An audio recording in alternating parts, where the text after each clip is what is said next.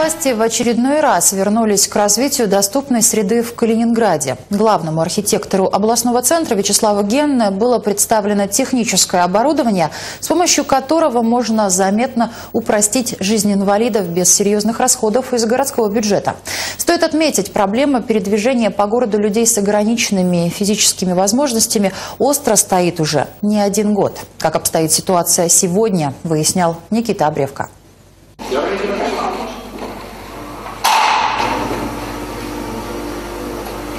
Причем, если сейчас туда руку вставить или ногу, то через каждые 5 сантиметров стоят инфракрасные датчики, которые сразу останавливают.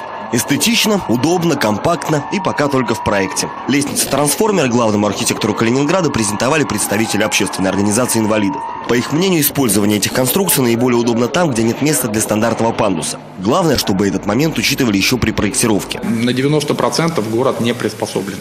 В 10% объектов сделаны как-то вот по-человечески. То есть вот, если взять конкретно рыбная деревня, да? То есть был проект конкретного человека, который уже мыслил как-то по-европейски, и было сделано все вот так, как надо. Ты попадаешь везде. Презентацию Вячеслав Генне оценил и даже пообещал, что в будущем много из этого появится в городе. Роман так немножко сформулировал ноту своей презентации. Давайте не допустим в дальнейшем каких-то подобных вещей, связанных с неудобством, перемещения инвалидов. Но, мне кажется, надо сделать просто ревизию, начать прежде всего с социально значимых объектов. Магазины, сберкассы, поликлиники. Оказалось, Роман Аранин и Вячеслав Генне уже знакомы и имеют опыт сотрудничества. Так, плод их совместной работы – несколько действительно удобных для всех спусков к морю. К июлю этого года тротуар на маршруте от музея Янтаря до историко-художественного музея приведут в порядок и оборудуют удобными съездами. За это можно сказать спасибо Дмитрию Андрееву. Он показал представителям городской администрации, где нужно сделать бордюр пониже, где именно нужен съезд.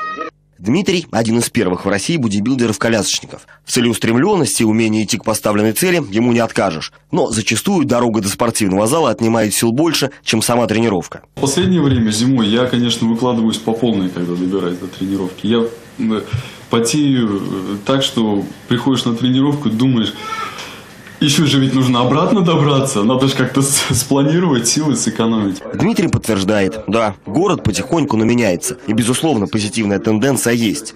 Но иногда вложенные миллионы и работа многих людей могут разбиться о банальное бытовое равнодушие. Даже если я стою на остановке, подаю какие-то сигналы водителю, давая понять, что мне нужно сесть в автобус. Он может и проигнорировать, зачастую так бывает, и просто не подъехать непосредственно стык в стык, скажем так, к бордюру. На сегодняшний день все новые здания, будь то жилой дом или фитнес-клуб, должны быть оборудованы для, говоря казенным языком, маломобильных групп населения. Если я не исполню, не выполню эти мероприятия, то просто объект не пройдет экспертизы, не получит заказчик разрешение на его строительство. Вот и все.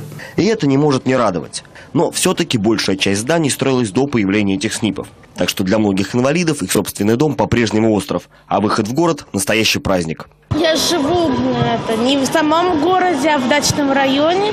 И там такси часто не есть, отказываются они. И очень тяжело со двора выйти у меня.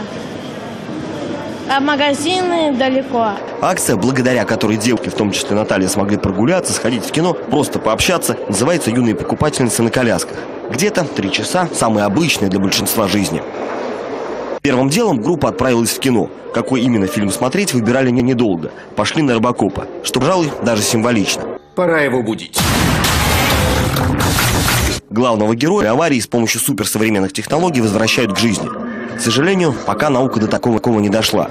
Но, возвращаясь к талу материала, и простые подъемники, лифты тоже могут сделать их жизнь более комфортной. И, наверное, настанет тот день, когда вот такая встреча будет чем-то обыденным, привычным. Уж явно не тема для сюжета. Никита Обревко, Николай Потоцкий, служба новостей. Тему продолжим с гостем итогов недели. Сегодня в нашей студии исполняющая обязанности заместителя главы администрации Калининграда по социальным вопросам Анна Аполлонова. Анна Александровна, здравствуйте. Здравствуйте.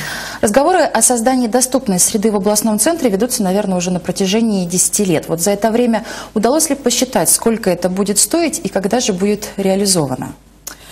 Конечно, мы знаем, что на территории всей России самая острая проблема для инвалидов – это доступная среда. Если как-то по реабилитации, по лечению инвалидов, по обеспечению необходимыми средствами внутри уже жилища мы обеспечиваем на протяжении многих лет. Это, мы знаем, делается в рамках реализации региональной программы «Доступная среда». В нашем городе принята двухлетняя программа, которая уже действует с 2012 года. Она называется «Формирование доступной среды для инвалидов и для других маломобильных категорий граждан». Мы знаем, что в доступной среде нуждаются не только люди с ограниченными возможностями здоровья, это мамы с маленькими детьми, это пожилые граждане и люди, которые, может быть, временно потеряли нетрудоспособность.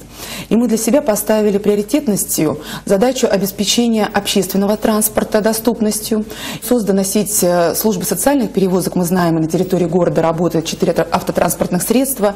Кроме этого, есть еще услуги наших партнеров. Это службы, которые обеспечивают услуги такси. Они также помогают нашим инвалидам.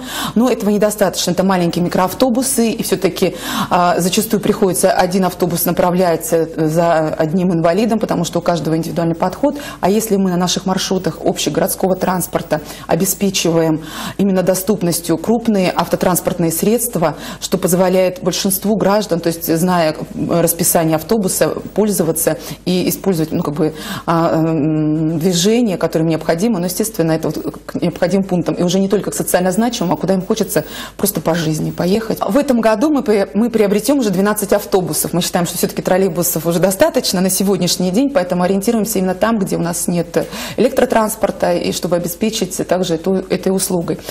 Кроме этого, мы сами наш общественный транспорт обеспечиваем также для людей, у которых есть ограничения по слуху. То есть это визуализация остановочных пунктов, что тоже очень важно и для объявления именно вот этой формы такой.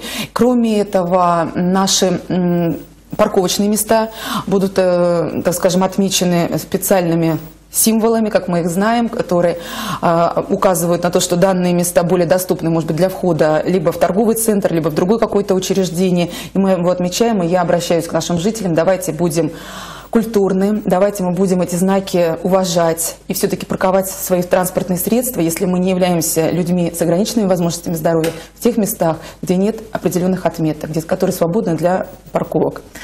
Анна Александровна, еще есть какие-то конкретные примеры, что удалось сделать по развитию социальной среды в Калининграде? Буквально в прошлом году мы 35 объектов обеспечили понижением бордюрного камня. Это касается пересечения дорог на перекрестках, что очень важно, когда пешеходный переход переходит уже на проезжую часть, чтобы человек мог самостоятельно пересечь. Это касается остановочных пунктов. И в этом году мы тоже запланировали себе в 2014-м 30 объектов обеспечить именно понижением бордюрного камня. Мы всегда с вами слышим, и когда встречаемся с инвалидами-колясочниками, они говорят: хорошо, вы обеспечили пандусом, но как мне до этого пандуса дойти, как мне съехать, как мне переехать просто банально проезжую часть. Поэтому вот это наши основные такие приоритетные задачи в нашей программе. Кроме этого, в этом году еще будет установлено 3 пандуса к нашим социальным объектам, включая комплексный центр социального обслуживания. И буквально вот на ближайшие годы мы запланировали 98 объектов, которые мы паспортизировали вместе с общественными организациями. Мы проанализировали порядка 2000 объектов, относящихся к социальной инфраструктуре. И вот 98 будем в ближайшие годы планировать их обеспечить доступностью. Большинство это учреждения образования, на втором месте это учреждения здравоохранения, это наши поликлиники, и дальше уже по нисходящей учреждения культуры и другие формы социальной значимых.